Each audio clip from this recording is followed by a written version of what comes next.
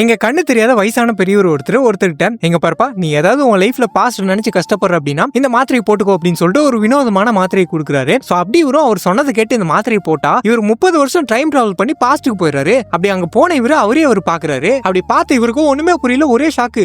இதெல்லாம் உண்மைதானா அப்படின்னு சொல்லிட்டு ஷாக் ஆனவர் பாஸ்ட்ல இருக்கணும் பார்த்து பயந்தடிச்சு ஓடிடுறாரு. சோ அதுக்கப்புறம் அடுத்த நாள் நேத்து நைட்டு நடந்தது ரியலான்னு சொல்லிட்டு கன்ஃபார்ம் பண்றதுக்காக திரும்ப அந்த டேப்லெட் போட்டு பாஸ்டுக்கு போறாரு. அப்படி போய் பார்த்தா நிஜமாலுமே உண்மைதான். அப்படி போனவரு எப்பா நாதாபா நீ நான் ஃபியூச்சர்ல இருந்து வந்திருக்க அப்படின்னு சொல்லிட்டு சொல்ல, ஆனா அவன் வந்துட்டு நம்ப மாட்டேன்றான். யோ யாரையா நீ என்ன குஸ்ட் வந்து வளரிட்டு இருக்கியா அப்படின்னு சொல்லிட்டு சொல்றான். இங்க பாருப்பா நான் சொல்றது உண்மைதான், வேணா ஐடி கார்டு கொடுக்குறேன் இந்தா செக் பண்ணி பாத்துக்கோ அப்படின்னு சொல்லிட்டு கொடுத்தா அவனு செக் பண்ணி பாக்குறான். பார்த்தா ரெண்டுமே அச்சஸ் எல்லாம் அப்படியே இருக்குது. யோ யாரையா நீ என் டிடில அப்படியே ஜெராக்ஸ் எடுத்து வச்சிருக்க அப்படின்னு சொல்லிட்டு அவன் சொல்லிட்டு இருக்கும் போது அப்பன்னு பார்த்து சடனா இவர் அங்க இருந்து மறைஞ்சிடுறாரு. என்னன்னு பார்த்தா அந்த டேப்லெட் போட்டு டைம் டிராவல் பண்ணி பாஸ்டுக்கு போனா அங்க 20 நிமிஷம் தான் இருக்க முடியும் அப்படின்ற மேட்டரை தெரிஞ்சுக்கிறாரு. சோ இதை தெரிஞ்சுக்கிட்டவரு 30 வருஷத்துக்கு முன்னாடி இறந்து போன தன்னோட காதலியை பார்க்கணும் அப்படின்னு சொல்லிட்டு ஆசைப்படுறாரு. சேம் டைம் பாஸ்ட்ல இருக்கவன் ஒண்ணுமே புரியாம நேத்து நைட்டு நடந்தது உண்மைதானு சொல்லிட்டு கன்ஃபார்ம் பண்றதுக்காக அவனோட கையில திரும்ப வாங்க அப்படின்னு சொல்லிட்டு ஒரு டாட்டா குத்துறான். இதை வந்துட்டு ஃபியூச்சர்ல இருக்கவரும் பார்த்துட்டு திரும்ப டேப்லெட் போட்டு பாஸ்டுக்கு போறாரு. அங்க போனவரு டேய் என்னடா இது டாட்டா குத்துறது குத்துன எவனாவது திரும்ப வாங்கன்னு சொல்லிட்டு கையில டாட்டா குத்துவானடா அப்படின்னு சொல்லிட்டு காட்ட இதை பார்த்தவன் மறந்து போயிட்டு இதெல்லாம் உண்மைதான்னு சொல்லிட்டு கன்ஃபார்ம் பண்ணிடுறான். சோ இப்போ கன்ஃபார்ம் ஆயிடுச்சா இவனுக்கு வந்துட்டு ஃபியூச்சர் மேல ஒரே கியூரியாசிட்டி. எங்க சொல்லுங்க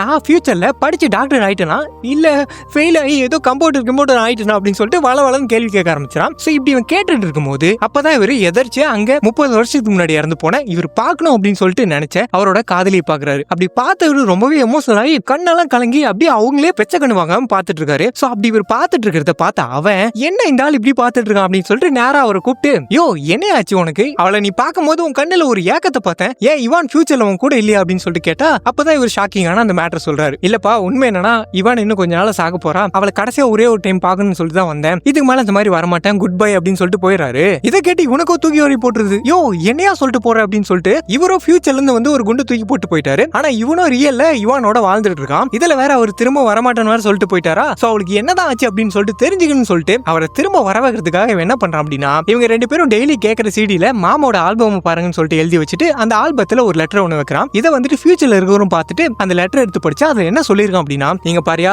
நீ பாட்டு ஃபியூச்சர்ல இருந்து வந்து குண்டை தூக்கி போட்டு போயிட்ட, ஆனா நான் இங்க இவானோட வாழ்ந்துட்டு இருக்கேன், எனக்கு இப்ப என்ன பண்றதுன்னே தெரியல, நீ மட்டும் வரல அப்படின்னா நான் என்னைய அழிச்சுப்பா அப்படின்னு சொல்லிட்டு எழுதி வச்சிருக்கான். சோ இதை பார்த்த இவரும் வேற வழியே இல்லாம அந்த டேப்லெட் போட்டு பாஸ்டுக்கு போறாரு. அங்க பாஸ்டுக்கு போனா அவன் எத்தவனே இதான் கேட்கறான், சொல்லு இவானுக்கு என்னாச்சு எனக்கு தெரிஞ்சு ஆகணும் அப்படின்னு சொல்லிட்டு கேட்கறான். இவரு வந்துட்டு இங்க பாருப்பா இவான் இன்னும் கொஞ்ச நாள்ல ஒரு ஆக்ஷன்ல சாக போறா அப்படின்னு மாதிரி சொல்லும் போது யோ நீ தான் கேஷுவலா பாஸ்டுக்கு 10 தடவை வந்துட்டு போயிட்டு இருக்க இல்லையா, உனக்கு தெரியும் அப்படின்னா நீ தடுக்கலாம்ல அப்படின்னு மாதிரி சொல்லும் போது அவர் வந்துட்டு நான் தடுக்கலாம்ப்பா ஒன்னும் பிரச்சனை இல்லை, ஆனா அப்படி தடுத்துட்டேன் அப்படின்னா என்னோட ஃபியூச்சர் அப்படியே மாறிடும். இங்க பாரு இது என்னோட பொண்ணு, இவான் இறந்து 9 வருஷம் கழிச்சு இவன் எனக்கு பிறந்தா, நான் மட்டும் இப்போ இவானை காப்பாத்தன்னு சொல்லிட்டு ஏதாவது பண்ண அப்படின்னா என் பொண்ணு என்கிட்ட போயிடுவாடா, 20 வருஷமா மார்மணி தோல் மணி போட்டு வளர்த்த பொண்ணுடா, தெரிஞ்சே என் பொண்ணை நான் எப்பறம் அழிப்பேன் அப்படின்னு சொல்லிட்டு அவர் ரொம்பவே எமோஷனலா சொல்ல இதை கேட்டு அவன் எமோஷனல் ஆயிரான். அவனுக்கு இப்ப என்ன பண்றதுன்னே தெரியல, ஏன்னா இவருக்கு தெரியும் இவான் எப்படி சாக போறான்னு சொல்லிட்டு, ஆனா இவர் அடிச்சு கேட்டாலும் சொல்ல மாட்டாரு, ஏன்னா சொல்லிட்டாரு அப்படின்னா இவன் போயிட்டு காப்பாத்திடுவான். சோ அதனால இப்ப இவனுக்கு என்ன பண்றதுன்னே தெரியாம பஸ் எல்லாம் போட்டு குத்திட்டு கதறி அழுதுட்டு இருக்கான். சோ அப்படி இவன் அழுதுட்டு இருக்கும் போது அப்பதான் இவர் ஒரு மேட்டர் சொல்றாரு. எங்க பாருப்பா இவன் உயிரோட இருக்கணும் அப்படின்னா அதுக்கு ஒரே ஒரு ஆப்ஷன் தான் இருக்கு, அது நீ அவளை பிரேக்அப் பண்ணும் அப்படின்றாரு.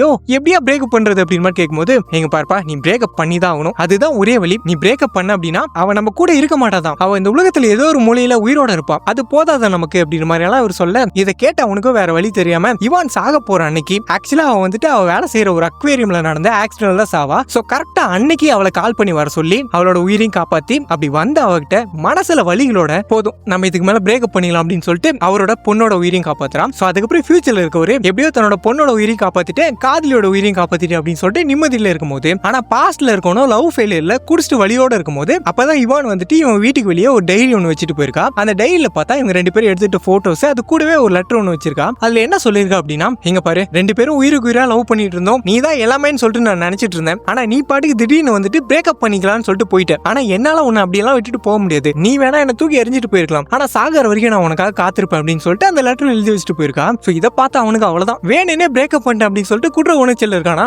இதுக்கு மேல என்னால முடியாது அப்படின்னு சொல்லிட்டு அவளை பாக்கிறதுக்காக போக ஆரம்பிச்சிடான். சோ அப்படி அவன் போறதுனால அப்ப ஃபியூச்சர்ல இருக்க பொண்ணு வந்துட்டு போட்டோல இருந்து கொஞ்சம் கொஞ்சமா மறைய ஆரம்பிச்சிடா. சோ இதை பார்த்து ஒரு மிரண்டு போயிட்டு பாஸ்டுக்கு போறதுக்காக உடனே அந்த மாத்திரை வந்து தேட ஆரம்பிக்கிறாரு. அதே நேரம் பாஸ்ட்ல இவங்க 2 பேரும் ஒரு வழியா மீட் பண்ணிடுறாங்க. அப்படி மீட் பண்ணவங்க ஆசாசியா அக்பலான்னு சொல்லிட்டு ஓடி வராங்க. அப்படி ஓடி வரும்போது அப்பதான் எதிர்பார்க்காத விதமா ஒரு கார் ஒண்ணு ஹீரோயினை அடிச்சு தூக்கிடுது. அவள இவ அப்படியே ரோட்லயே விழுந்துறா. சோ இதனால ஃபியூச்சர்ல மறைஞ்சிட்டு இருந்த அந்த பொண்ணு திரும்ப வர ஆரம்பிச்சிடறா. சோ இதை பார்த்தவருக்கும் ஒண்ணுமே புரியாம அப்ப கண்டிப்பா வித்தின் இந்த 5 மினிட்ஸ்க்குள்ள இவானுக்கு ஏதோ நடந்திருக்கு அப்படின்னு சொல்லிட்டு உடனே அந்த டேப்லெட்டை போட்டு டைம் டிராவல் பண்ணி இவங்க இருக்க அந்த ஹாஸ்பிட்டலுக்கு வராரு. ஆக்சுவலா சொல்லணும் அப்படின்னா இவங்க 2 பேருமே டாக்டர்ஸ் தான். அவன் இப்பதான் படிச்சிட்டு இருக்கான். அது இல்லாம இவர் 30 வருஷம் ஃபியூச்சர்ல இருந்து வந்திருக்காரா. சோ அதனால ஈஸியாவே ஆப்ரேட் பண்ணி இவனை காப்பாத்திடுறாரு. சோ அதுக்கப்புறம் இவனும் ஃபியூச்சர்ல உயிரோட தான் இருப்பாங்க. இவர் வந்துட்டு மறைஞ்சிருந்து அவங்கள பார்த்து சந்தோஷப்பட்டு இருப்பாரு.